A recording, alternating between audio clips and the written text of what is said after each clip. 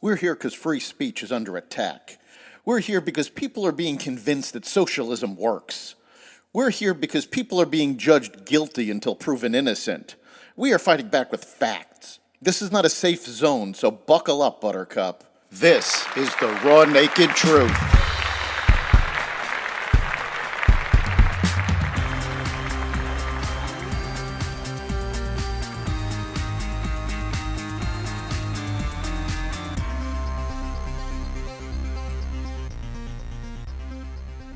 Another Hamas leader eliminated. Legislation to protect children passes the Senate.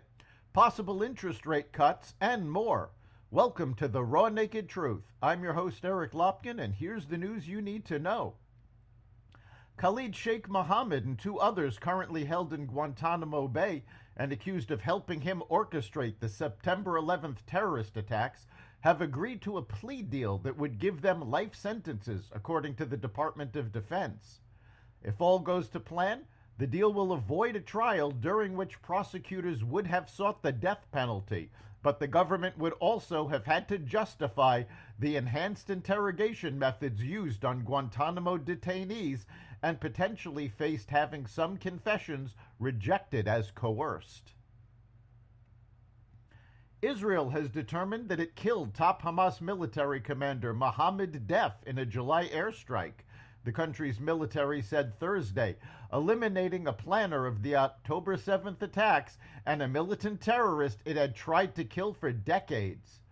Deif is the most senior military leader of the U.S. designated terrorist group, whom Israel says it has killed in more than 9 months of fighting in the Gaza Strip, and the third high-ranking enemy of the country to be declared dead in 48 hours. Israel said Tuesday it had killed Fouad Shakur, a top commander with the Lebanese militia Hezbollah, in an airstrike in Beirut, and Hamas political leader Ismaili Haniyeh was killed in a mysterious strike just hours later in Tehran, an attack Iran blamed on Israel. A British High Court judge has found that a UK emergency ban on the sale or supply of puberty blockers is lawful.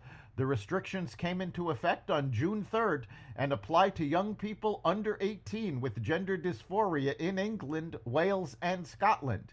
Justice Beverly Lang said in a ruling made public on Monday that a review commissioned by the National Health Service about the very substantial risks and very narrow benefits associated with the use of puberty blockers had provided powerful scientific evidence in support of the restrictions.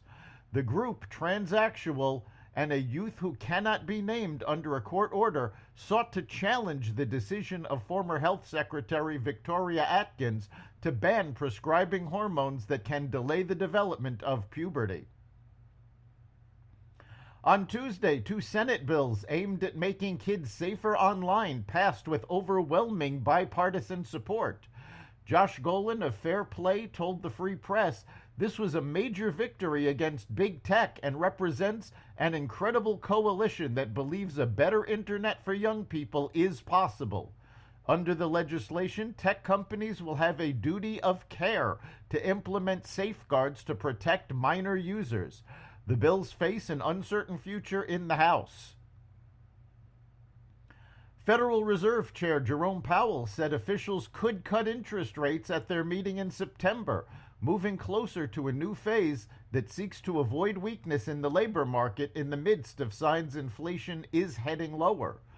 While Powell and his colleagues didn't commit to any such move when they held rates steady on Wednesday, he appeared to suggest during a news conference after the meeting that a cut was more likely than not. That's the Raw Naked Truth. You can catch every episode of The Raw Naked Truth at xvadio.com, the Apple Podcasts app, Google Podcasts, Spotify, iHeartRadio, Audible, Amazon Music, and other platforms that respect freedom of speech. We'll see you next time.